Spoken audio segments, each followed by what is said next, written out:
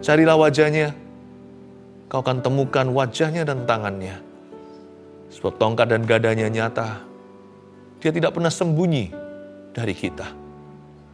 Oh ya Allah, damai sejahtera, sucikan, kuduskan hidup kami, sebab besok Tuhan akan dan Tuhan pasti melakukan perkara yang besar di hidup kami.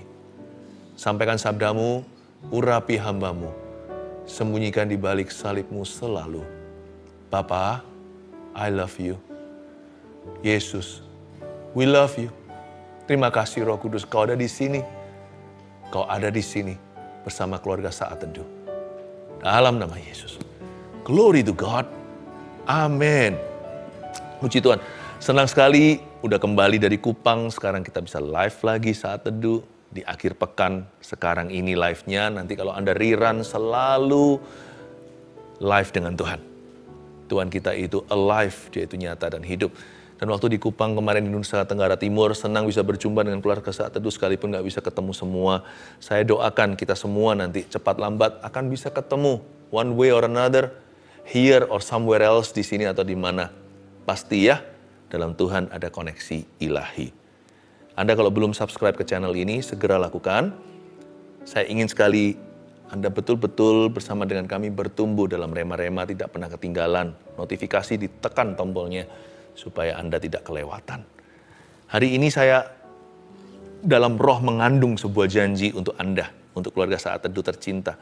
Karena itu saya kasih judulnya, sebab besok Tuhan akan. Memang kedengarannya janggal, tidak diteruskan. Nah nanti itu isi sendiri, sebab besok Tuhan akan apa dalam hidup Anda. Yosua pasal 3 ayat 1-5, kita hari ini diingatkan jangan pernah kita tinggal di masa lalu ya. Rugi betul. Hidup itu harus selalu demi masa depan. Hidupi sekarang, jangan melongo melulu ke depan, tapi miliki visi untuk hari esok. Bahwa sesuatu akan terjadi. Sesuatu yang dari Kristus, karena hidup kita dibungkus. Dunia boleh gonjang-ganjing, tapi anak-anak Tuhan berjalan dalam rencana Bapaknya. Sebab besok Tuhan akan, saya yakin besok Tuhan pasti. Saya selalu tiap hari, tiap pagi bangun tidur di sisi ranjang pengharapan. Bukan bicara tentang sisi kiri atau kanan, sisi iman. Pokoknya kalau saya bangun tidur itu, menginjakkan kaki itu, iman saya sudah penuh di tabungnya. Ya, saya punya kebiasaan bahasa roh atau bahasa lidah 40 menit. Waktu bangun tidur, belum bangkit, iman saya dulu yang mengalami kebangkitan. Waktu kaki saya menempel ke lantai, ya sebelum berdiri, imanku sudah penuh di dalam tabungnya. Saya ingin sekali untuk kita hidup dengan attitude, sikap hati seperti itu.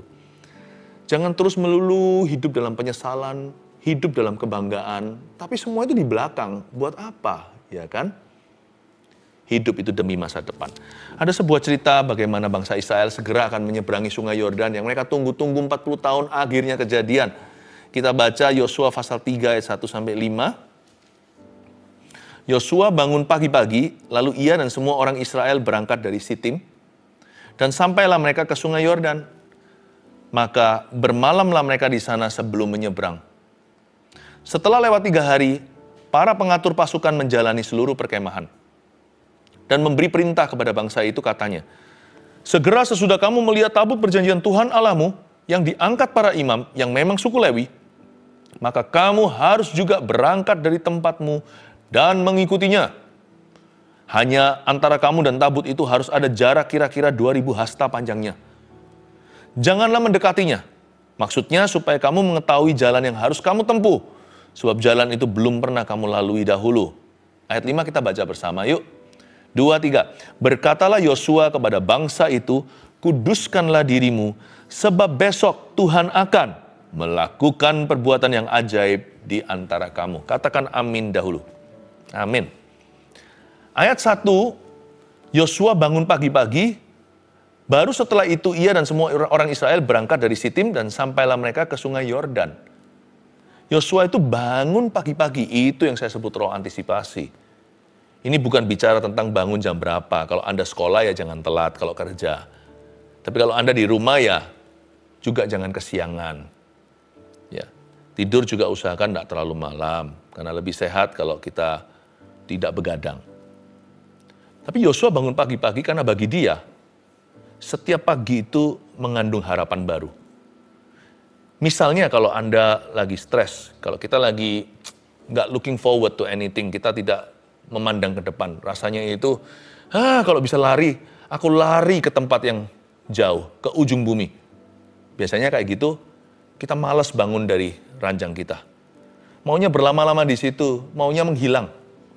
Tapi, jikalau hari itu adalah hari promosimu gimana?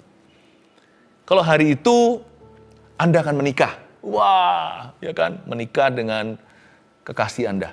Hari itu hari pernikahan Anda, your wedding day. Atau hari itu Anda akan dapat suatu berkat. Jikalau hari itu ada barang yang Anda nanti-nantikan itu kirimannya akan tiba. Nanti Anda setiap pagi bangun tidur langsung lihat di depan pintu. Sudah datang nggak paketnya? Wah, begitu. Itu yang disebut antisipasi. Yosua bangun pagi-pagi. Kalau orang menunggu sesuatu, susah tidur rasanya malamnya. Kepinginnya cepat pagi. Menyongsong itu, apa yang dijanjikan, apa yang akan datang. Besok ini, Tuhan akan memberikan ini kepadaku. Besok, barang ini akan tiba. Oh, haleluya. Besok janji Tuhan digenapi. Kayaknya tidur gak bisa terlalu lama-lama. Kepingin langsung bangun, kepingin lari, kepingin segera menuju ke tujuan. Itulah yang disebut roh antisipasi. Biarkan kita tiap pagi itu kayak begitu. Bukan berarti hidup itu mulus, tidak ada masalah. Tapi jangan hitung masalahnya. Hitung janji Allah. Janji Allah itu ada ribuan di dalam Alkitab. Pasti 1-2 hari ini mengena. Pasti 3-4 besok hari disediakan. Kenapa kita tidak berpikiran demikian? Bukan pikiran positif nih, ini pikiran iman. Kenakanlah iman, ketopong keselamatan. Bahkan iman itu bukan hanya perisai, namun pedang. Bayangkan, tiap pagi itu kayak seperti nggak sabar. Padahal setiap pagi kita selalu menyapa Tuhan dulu, tidak terburu-buru. Tetapi roh kita itu udah nyampe ke situ. This morning something will happen to me. Something good, God is good, Allah baik. God is good all the time. All the time, God is good. Roh antisipasi. Saya berdoa keluarga Saat Teduh punya roh ini. Ini roh kudus. Sebab roh depresi itu bukan roh suci. Tapi roh antisipasi. Yosua bangun pagi-pagi. Lalu ia segera bawa semua orang Israel berangkat dari Sitim sampai mereka ke sungai Yordan. Karena hari itu mereka hendak menyeberang. Ini udah ditunggu-tunggu 40 tahun loh. Ya, pendahulunya yaitu Musa nggak bisa masuk. Disayangkan. Tapi Yosua kan ikut dari zaman di Mesir waktu Musa memimpin bangsa Israel membelah Laut Merah. Kan sudah ada Yosua ya kan?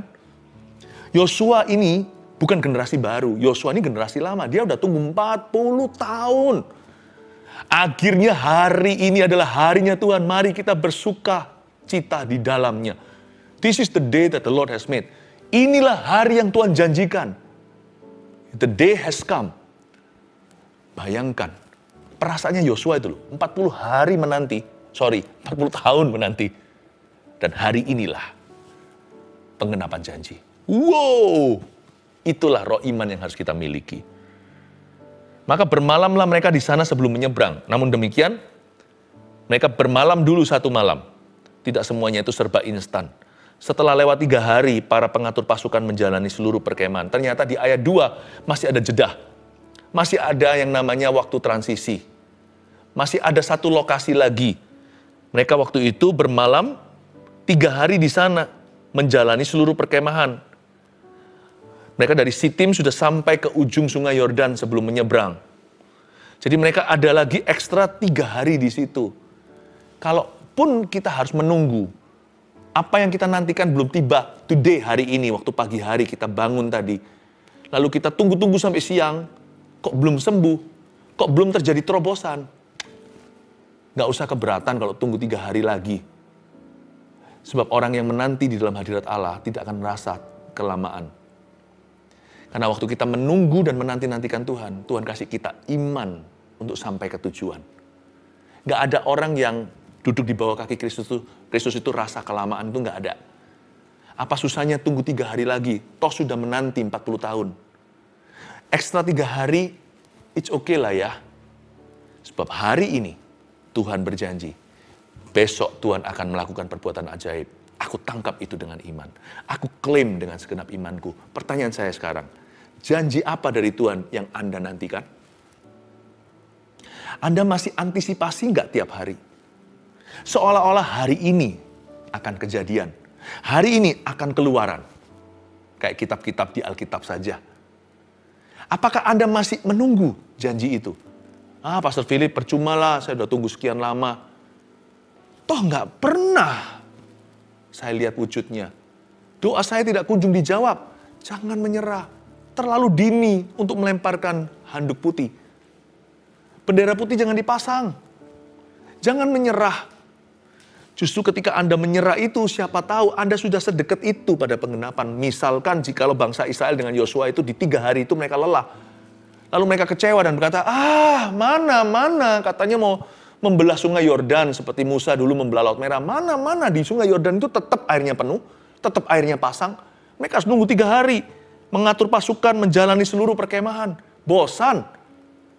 Coba bayangkan, jikalau di 3 hari itu, Yosua kecewa, berbalik arah. Bangsa Israel putus asa, hilang pengharapan, kembali lagi. Balik kucing namanya. Gak jadi nyebrang. Malah kembali ke Mesir. Kembali ke kehidupan lama. Kembali ke dosa. Putar balik atau putar haluan. Betapa konyolnya. Semua kita yang tahu akhir cerita bagaimana bangsa Israel merebut tanah Kanaan di bawah kepemimpinan Yosua. Kalau di 3 hari ini mereka berhenti, nggak ada ayat selanjutnya. Yosua berhenti sampai pasal 3 ayat 2. Kita semua yang tahu isi ceritanya, kita akan berkata, aduh bodoh sekali. Ya, karena kita melihat dari luar, kita tahu hasil akhirnya. Sedangkan kita yang menjalani kehidupan kita nggak melihat hasil akhirnya. Tapi Tuhan yang melihat dari luar. Lebih tepatnya, Tuhan di dalam kita, namun Tuhan melihat dari atas itu tahu hasil akhirnya. Bukankah malaikat kan berkata yang sama? Wah, kamu menyerah hari ini. Padahal besok Tuhan akan loh. Betapa bodohnya. Kita bisa dibodoh-bodohin malaikat. Iya kan? Kalau 3 hari itu mereka akhirnya drop out. Mereka sudah cukup sampai di sini saja. Wah, gigi jari. Udah nunggu 40 tahun. Kecewa hanya di dalam 3 hari. Apa susahnya menunggu sedikit lagi? Coba katakan pada dirimu sendiri. Janji apa sih yang Anda nanti? Apa susahnya nunggu 1-2 hari lagi? Apa susahnya tunggu 1-2 minggu, 1-2 bulan? Apa susahnya bahkan tunggu 1-2 tahun? Toh Anda sudah seumur hidup ikut Tuhan. Sekian lama, nantikanlah. Allah kita tidak pernah mengecewakan. Di ayat yang ketiga, Yosua memberi perintah kepada bangsa itu katanya, segera sesudah kamu melihat tabut perjanjian Tuhan Allahmu yang diangkat para imam yang memang suku Lewi, maka kamu harus juga berangkat dari tempatmu dan mengikutinya. Mari kita garis bawahi kata segera sesudah kamu melihat tabut perjanjian Tuhan. Berarti iman itu juga penglihatan dong. Iya juga sih somehow, sekalipun iman itu pendengaran utamanya. Iman timbul dari pendengaran dan pendengaran oleh firman Kristus, Roma 10 ayat 17. Maksudnya iman bukan penglihatan itu, seringkali yang kita imani belum kelihatan. Kita harus percaya dulu karena sudah tertulis atau sudah diucapkan oleh firman. Apalagi kalau sudah melompat di hati kita dari firman yang tertulis di Alkitab, meloncat menjadi rema. Maka percayalah, sesuatu pasti akan terjadi. Kalau Roh Kudus mengucapkannya, seperti waktu penciptaan dunia, maka jadilah terang, terang akan jadi. Sebab Tuhan tidak pernah berdusta, Tuhan tidak pernah menipu anak-anaknya. Tuhan Yesus tidak pernah ada pertukaran bayangan. Tuhan tidak pernah pelin-pelan. Tuhan tidak kembali berbalik arah dari firman-Nya sendiri. Tidak ada satupun firman yang keluar dari mulut Tuhan akan kembali sia-sia. Tetapi, sekalipun yang kita imani belum kita lihat, makanya iman itu timbul dari pendengaran. Tapi ada loh yang namanya mata rohani. Mata rohani itu adalah sikap hati. Mata rohani itu adalah apa yang Anda fokuskan. Misalkan kalau Anda lagi foto pakai HP-nya, kan bisa di zoom. Bahkan ada teknologi kamera, ada yang bisa di-blur belakangnya supaya fokus hanya ke satu target itu. Mata iman kita harus fokus. Nah, Anda dan saya melihat pada problema atau pada kesempatan yang Allah berikan. Kita menghitung kesusahan kita atau kita menghitung berkatnya setiap hari. Segera sesudah kamu melihat tabut perjanjian Tuhan Allahmu, berarti sebuah perintah Yosua berikan kepada bangsa Israel. Matamu janganlah ke kiri kanan. Jangan suka shopping sekeliling. Matanya itu harus fokus ke tabut perjanjian Tuhan. Matamu tertuju pada janji Tuhan. Itu maksudnya. Itu mata iman. Jikalau iman itu penglihatan, maka itu satu-satunya definisi. Bagaimana iman itu bisa melihat? Iman melihat janji. Kamu harus melihat tabut perjanjian Tuhan. Bahasa sederhananya, matamu harus melihat janji Kristus. Mataku tertuju padamu Tuhan. Tertuju pada janjimu, bukan pada keadaanku. Bukan pada apa yang kelihatan, tapi apa yang tidak kelihatan, di mana Allah bekerja, dan kutangkap dengan iman percaya. Tuhan bekerja di balik tabir dan layar. Sesuatu sedang terjadi sekalipun aku belum melihatnya. Sesuatu akan terjadi sebab besok Tuhan akan. Itu mata iman. Jadi iman bukan hanya di telinga, iman juga harus di mata. Segera sesudah kamu melihat tabut perjanjian Tuhan Allahmu, lihat janji yang diangkat para imam yang memang suku Lewi, maka kamu harus juga berangkat dari temanmu yang mengikutinya. Puji Tuhan, Tuhan masih menyediakan Lewi-Lewinya hari ini. Seperti kami hari ini, kami mengangkat tabut perjanjian Tuhan, mengangkat janji Tuhan di depanmu. Mengangkat janji Tuhan bersama denganmu, yaitu janji Tuhan untuk hidupmu dan hidupku. Lewi-Lewi ini yang menjadi pelayan-pelayan, jadi minister of Christ. Yang berbicara firman ke dalam kehidupan. Fokus kepada apa yang saya beritakan dari Alkitab ini. Saya percaya bukan saya, tapi Roh Kudus yang akan mengenapinya. Oh haleluya.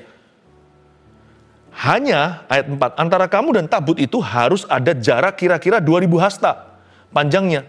Janganlah mendekatinya. Maksudnya, supaya kamu mengetahui jalan yang harus kamu tempuh. Sebab jalan itu belum pernah kamu lalui dahulu.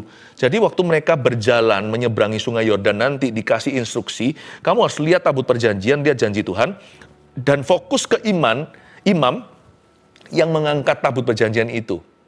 Kamu akan dimentori, kamu akan diajari. Nah nanti kalau kamu jalan jangan terlalu mendekati, kasih jarak antara dirimu dengan tabut itu kira-kira 2000 hasta panjangnya. Inilah ruang untuk merenungkan firman-Nya. Seperti yang saya bagikan sekarang ini, Imam Lewi membagikan kepada jemaatnya tabut perjanjian Allah dan mencerna. Tapi tugas Anda adalah mencerna firman yang ditaburkan dan janji yang diutarakan. Dan Anda mesti mencerna. Memamah biak ceritanya. Ada kira-kira 2000 hasta. Anda lihat janji itu kadang-kadang ada orang mengerti, ada yang kurang mengerti. Ada orang mendengarkan firman, perlu diulang lagi, rerun untuk kita bisa mencerna lebih baik. Makanya itu lebih baik dicatat. Direferensi lagi dan lagi. Kadang-kadang kalau saya baca Alkitab, saya juga sama. Saya nggak langsung ngerti semua yang Tuhan hendak katakan, meskipun saya paham konteksnya. Saya sudah tahu kebenarannya. Tapi aplikasinya itu loh, bisa jadi saya baca pagi hari, nanti siang, baru Tuhan berbicara dari ayat yang saya renungkan. 2000 hasta itu bicara beri dirimu ruang secara pribadi untuk ngalami Tuhan. Beri ruang untuk merenungkan. Sebab janji Tuhan itu akan diberikan secara progresif penggenapannya. Demikian pula pengertian dan pemahamannya. Tuhan kasih itu secara progresif. Ya, itu maksud Allah. Ayat 5. Berkatalah Yosua kepada bangsa itu, kuduskanlah dirimu, sebab besok Tuhan akan melakukan perbuatan yang ajaib di antara kamu. Ini kata-kata yang sangat membuat lega, sejuk di dada. Ini memberi semangat kepada orang yang sudah patah semangatnya. Berkatalah Yosua kepada bangsa ini. Berkatalah Yosua kepada bangsa itu, berkatalah kami kepada Anda hari ini keluarga Saat Teduh. Kuduskan dirimu. Sebab ada alasannya menguduskan diri, sebab besok Tuhan akan melakukan perbuatan yang ajaib di antara kamu untuk kamu. Betapa indahnya. Perbuatan ajaib yang kita butuhkan beda-beda. Is it okay to expect for a miracle? Boleh nggak kita itu ekspektasi, mengharapkan sebuah mujizat terjadi? Boleh. Karena Tuhan lebih senang kita berharap sama Dia daripada sama tetangga. Bapa kami di dalam sorga, dikuduskanlah namamu. Kuduskan dirimu sebab besok Tuhan akan. Datanglah kerajaanmu, jadilah kehendakmu. Nurutlah sama Yesus. Ya kan? Termasuk di dalamnya, beri kami rezeki kami hari ini. Ampuni kesalahan kami. Jangan tuntun dalam pencobaan, bebaskan dari yang jahat. Engkau yang empunya segalanya. See? Look at that. Tuhan suruh kita doa pada Tuhan, pada Bapa, bukan pada tetangga. Malahan kalau kita tidak punya ekspektasi, kita nggak masuk hadirat Allah dengan iman. Buktinya di kitab Injil, semua orang yang ekspektasi sama Tuhan, kalau yang salah akan dibenarkan Tuhan langsung on the spot di tempat. Tapi Tuhan nggak pernah tolak mereka loh. Bahkan orang yang datang dengan ekspektasi tertentu, Tuhan, Bartolomeus teriak-teriak, si buta itu, si pengemis di jalan. Tuhan berkata, kamu mau apa? Kamu mau aku lakukan apa? So I can see, supaya saya bisa melihat. Pergilah, kau sudah melihat. Luar biasa. Wanita pendarahan 12 tahun yang pegang puncak jubah. Meskipun dia masih pikirannya semi-semi keramat, itu jubahnya ada saktinya atau apa. Yesus koreksi dia, ajari dia. Keluarkan dia dari kerumunan orang supaya dia ngaku apa yang dia lakukan. Lalu Tuhan beritahu sama dia, imanmu, bukan jubahku ini, imanmu pada janji Bapa. Imanmu pada siapa aku, kata Kristus. Akulah Yehovah Rafa, akulah Mesias. Lihat ya, tapi orang nggak ekspektasi, ya nggak ngalami apa-apa. Petrus punya ekspektasi ketika ada di perahu itu. Ketakutan semua bilang hantu. Tapi hanya satu yang berani untuk spekulasi. Mungkin ini bukan hantu, tapi Tuhan. Dia berkata, kalau itu memang engkau Tuhan suruh aku jalan. Coba ada 12 rasul. Waktu itu Yudas masih waras. Kenapa kok hanya Petrus yang jalan di atas air? Sebab yang lainnya 11 tidak punya ekspektasi apa-apa. Nggak salah kok. Belajar dari bayi. Bayi minta susu langsung buka mulutnya. Kita orang Kristen sekarang, anak Tuhan maksudnya. Kalau ada minta apa, kita tertuduh dulu, guilty. Apalagi orang kata apa, selalu orang itu akan punya opini, percayalah. Kita diem aja, bisa dikatai. Bicara, dikatai. Berbuat sesuatu, dikatain. Ya, nggak berbuat apa-apa, merem pun orang masih bisa komentar. Mati pun manusia masih punya opini. Udah, jangan dengarkan. Kita sekarang loh, mau ekspektasi sama Tuhan aja berteologiaria dulu. Padahal kalau hati kita tulus seperti anak kecil, kita nggak manipulasi kok. Saya nggak kejar berkat. Saya tahu, saya cinta Tuhan kok. Sudah jangan coba kita menguliahi atau kita menghakimi orang lain, ya kan? Cinta Tuhan. Cuma ada apa-apa saya berharap sama Tuhan, tidak berharap sama siapa. Lebih baik berharap sama Tuhan daripada berharap sama manusia, bukan? Sebab besok Tuhan akan, haleluya, so happy dengan kata-kata ini. Tomorrow God will, 明天会更好. Seperti lagu Chinese itu, tomorrow will be better. Sebab Tuhanku akan ditambahkan melakukan perbuatan yang ajaib di antara kamu. Isn't He wonderful? Isn't God wonderful? Kuduskan dirimu. Arti kudus itu berarti set apart, maksudnya dipisahkan. Ya, dikhususkan. Misalnya kalau mobil ini mau dipakai sama papa, udah jangan dipakai mobil itu sama siapa, sama mama, sama anak-anak. Jangan, udah mobil itu hari ini papa ada tamu, ya pakai. Berarti mobil itu dipisahkan, dikhususkan hari ini untuk dipakai oleh papa. Besok hidup kita mau dipakai Tuhan. Malam tidur kita harus tersenyum. Kuduskan dirimu, jangan ada kotor di sini, pikiran najis. Sekalipun itu datang menerpa, Anda bisa tengking dalam nama Yesus untuk pergi. Dan kalau nggak bisa, minta orang lain doakan bersama dengan Anda. Ngaku dikit nggak apa-apa. Asal pada orang yang tepat, malah bisa saling menjaga. Jaga kemurnian, karena besok Tuhan akan memakai kita. Haleluya. Kenapa besok mobil ini dikhususkan untuk papa? Ini akan jadi kendaraan Roh Kudus bagi jiwa-jiwa, bahkan bagi bangsa-bangsa. Anda harus bisa bercermin dan berkata, ini bukan sok-sokan ya, tapi harus punya iman seperti Yusuf. Iman itu disimpan aja, nggak usah dicerita-ceritakan, nanti Tuhan yang buktikan. Jangan ceritalah nantilah gandum itu akan tunduklah, bintang-bintang bulan dan bintang matahari semua akan tunduklah, tambah nanti dijual sama saudaranya kepada saudagar, dilempar ke sumur. Tapi nggak apa-apa untuk kita beriman. Yusuf itu nggak salah. Dia percaya suatu hari hidupnya akan dipakai Tuhan dengan cara yang hebat, dengan cara yang heran. Tuhan akan angkat dia tinggi-tinggi. Sehingga ketika Anda bercermin hari ini, it's okay untuk Anda berkata, God will use me mightily tomorrow. Allah akan memakai saya secara luar biasa. Tuhan akan memakai keturunanku secara luar biasa. Tuhan akan memakai bisnisku secara luar biasa. Tuhan akan memakai pelayanan saya secara luar biasa. Karir saya, pernikahan saya, Tuhan akan memakai keluarga saya. Kuduskan dirimu, kendaraan ini mau dipakai papa. Besok mobil ini papa punya tamu. Tamu itu namanya Yesus Kristus. Bapak di sorga mau kendaraan itu, mobil itu dikhususkan untuk Yesus Kristus. Putranya. Dimuliakanlah Tuhan. Diberkatilah yang datang di dalam nama Tuhan. Sebab besok Tuhan akan. Saya kasih 3 poin untuk bisa merangkumkan. Dengan ini Anda bisa punya catatan dan 2000 hastamu bisa kau jalankan. Ya, Anda bisa renungkan. Saya bersyukur ini ada ratusan catatan poin-poin dari saat teduh bersama selama 2,5 tahun hari ini live-nya. Saya harap semua itu jangan disia-siakan ya. Itu semua hasil doa kami. Itu semua keluar dari persekutuan lutut saya bersama dengan Tuhan Yesus. Jangan kau buang ya. Itu saya percaya mengandung kuasa bukan karena dari kaminya, tapi dari sumbernya. Kami hanyalah kendaraan. Nomor 1, sebab besok Tuhan akan.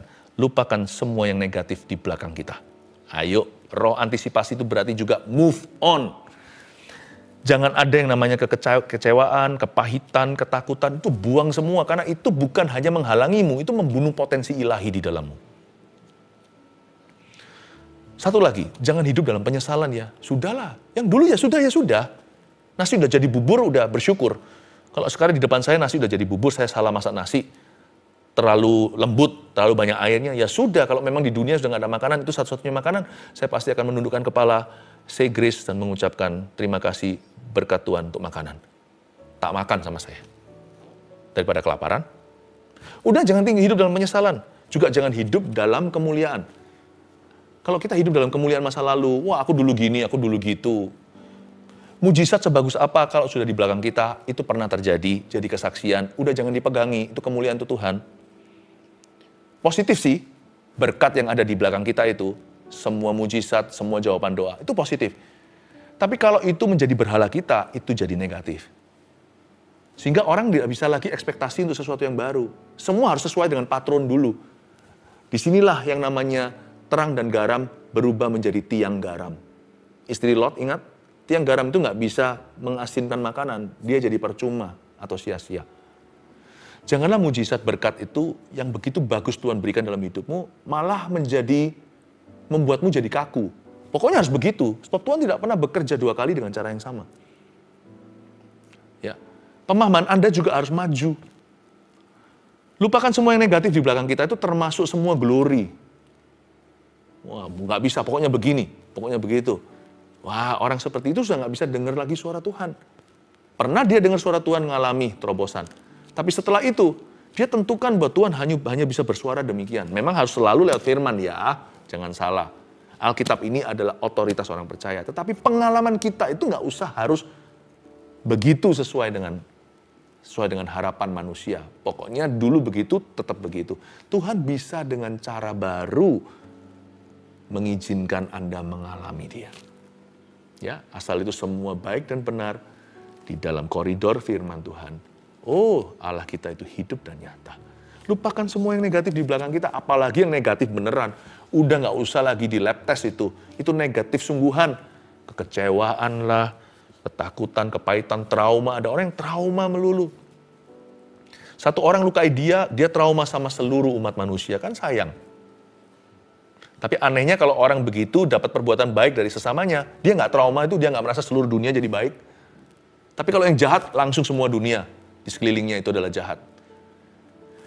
Jangan-jangan mungkin di dalam diri kita ada kejahatan itu, makanya kita mempan. Sedikit jahat kita jadikan seluruh dunia ini jahat di mata kita. Jangan jadi orang gitu. Please jangan lihat lubang donat. Yang kedua, arahkan mata kita, mata iman kita pada janji Tuhan. Dan cara terbaik untuk mengarahkan mata kita pada janji Tuhan adalah setiap pagi bangun dengan roh antisipasi dan buka Alkitabmu. Karena janji Tuhan itu progresif seperti yang saya katakan tadi, harus ada ruang untuk merenungkan. Anda harus luangkan waktu, beri waktu. Kalau bisa beri waktu yang terbaik untuk Tuhan. Karena itu the beef of heaven, itu adalah steaknya sorga. Makan. Saat teduh juga seperti ini, janganlah konsentrasinya ini itu. Taruh dulu, mendingan kalau menurut saya, kalau Anda tidak bisa fokus atau konsen, mendingan rerun. Karena bukan live-nya. Tapi lebih kepada bagaimana kita itu bisa konsentrasi penuh. Bagaimana kita memperlakukan Him who is alive. Dia yang maha hidup itu. Mendingan tahan sebentar, nanti nonton. Nanti nonton malaman. Daripada kalau kita sekarang masih ini itu. Tapi kalau enggak, bayar harganya. Tolong ya, jangan diganggu saya. Fokus Rabu Sabtu. Supaya Anda belajar. Ini pun adalah steaknya Tuhan. 3, jaga kekudusan. Sebab Tuhan akan memakai kita. Ini buat orang muda maupun orang sudah menikah, bujangan, semua sama. Yang membuat kita selalu punya kuasa berkata no kepada dosa adalah karena kita punya angan-angan dan itu iman. Dan ini dari Tuhan. Bahwa besok Tuhan akan memakai aku. Coba ya, kalau kita nanti mau pimpin pujian, mau berkhotbah bagi seorang pendeta, atau bagi orang tertentu pelayanan, wah, kalau kita tahu bahwa hidup kita segera akan berguna dan berdampak, biasanya kita jaga. Makanya banyak orang kalau berdoa begini sebelum pelayanan, oh kami urapi Tuhan double porsi. Nggak usah diurapi double porsi, jaga aja urapan yang satu itu setiap waktu. Itu akan bertambah-tambah. Sebab Tuhan akan memakai kita. Jangan pakai biasa-biasa. Jangan jual mahal sama Tuhan. Kalau minta sama Tuhan dipakai, sekalian yang luar biasa. Toh semua kemuliaan luar biasa itu adalah untuk Tuhan kita yang luar biasa. Katakan pada dirimu sendiri, Tuhan akan pakai saya. Coba bilang, Tuhan akan pakai saya secara luar biasa. Bilang, besok Tuhan, sebab besok Tuhan akan, bilang, sebab besok Tuhan akan memakai aku secara luar biasa. Lagi, sebab besok Tuhan akan memakai saya secara luar biasa. Segala kemuliaan bagi Tuhan. Haleluya. Oh, haleluya. Review 1, 2, 3. Poin pertama, sebab besok Tuhan akan, yaitu lupakan semua yang negatif di belakang kita. 2, arahkan mata iman kita pada janji Tuhan. 3, jaga kekudusan. Sebab Tuhan akan memakai kita, tambahkan dalam hatimu, secara luar biasa. Haleluya. Praise the Lord. Roh Kudus barusan serukan satu nama. Saya tidak tahu gimana menulisnya. Tapi bunyinya Sherin. Sherin. Anda adalah anak yang tertolak berat. Pahit hatinya. Lehernya itu terasa begini setiap kali ingat kesalahan orang-orang yang ada di hidup Anda. Seperti naik turun, seperti ada gelombang, seperti ada sesuatu yang naik di lehernya turun lagi. Kepahitan itu bisa membual-bual demikian rupa. Sherin, Tuhan cinta kamu. Saya tidak tahu apakah seserius apa orang-orang yang sampai disebut Tuhan namanya. Nggak tentu sih, harus berat kasus. Seperti bunuh diri dan sebagainya. Tapi Tuhan itu daulat, bisa sebut siapa saja. Sesuatu yang tidak terpikirkan. Kalau Anda itu orangnya, ngaku ya, beritahu supaya kami juga tahu bahwa sudah ketemu orangnya. Barusan saya dengarkan Sherin, I love you, I've accepted you, kata Yesus. Aku udah menerimamu. Kenapa kamu tertolak lagi? Kenapa kamu lihat ke belakang? Lupakan semua yang negatif itu, aku hendak memberkatimu. Terima kasih Tuhan. Retina mata. Habis operasi rasanya ada kesalahan atau gimana, ada goresan dan luka. Dan seperti Anda melihat ada garis gitu loh. Seperti kalau sekarang Anda lihat salah satu mata itu seperti ada garisnya gitu. Dan itu terus ada di situ. Itu goresan itu.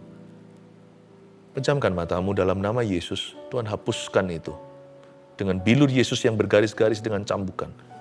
Tuhan buat mulus kembali penglihatan itu dan retinanya. Di dalam nama Yesus Kristus.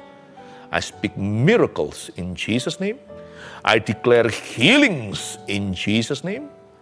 Aku ucapkan kesembuhan di dalam nama Yesus Kristus. Receive. Terima. Terima Roh Kudus. Di mata itu. Dalam nama Yesus. Hai Bartolomeus. Ulurkan tangan sekarang ke depan semua. Kita doakan semua permohonan yang sudah sampai di tangan saya sekarang. Jalannya cepat sekali seperti ini. Kita berdoa dalam nama Yesus, Tuhan Yesus. Sekali lagi ya Tuhan Yesus, berkati umat-Mu. Dengan iman aku utarakan, sebab Tuhan besok Tuhan akan. Sebab besok Tuhan akan. Saya minta ya nanti pada waktu Anda di komentar, tuliskan, lanjutkan sendiri kalimat itu bisa. Sebab besok Tuhan akan, lalu tuliskan apa yang Anda yakini besok akan terjadi dari janji Bapa Sorgawi. Tuliskan di situ. Dengan iman nggak apa-apa, terjadi nggak terjadi, terjadi sekarang atau 3 hari lagi, seperti bangsa Israel menunggu 3 hari ekstra, bisa 3 minggu atau berapa bulan, nggak peduli. Pokoknya tuliskan dulu pernyataan imanmu, sesuai dengan firman harusnya ya. Sebab besok Tuhan akan sembuhkan mama saya. Sebab besok Tuhan akan bla bla bla dan seterusnya. Dalam nama Yesus sama berdoa ya Tuhan Yesus, setiap pernyataan iman itu kau dengarkan.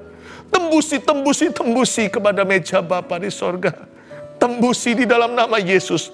Kembali malaikat membawa turun dari tangga, anak tangga di Yakub di Betel itu, bawa langsung ketuk pintu ke rumah masing-masing keluarga saat teduh yang type atau yang ngetik itu.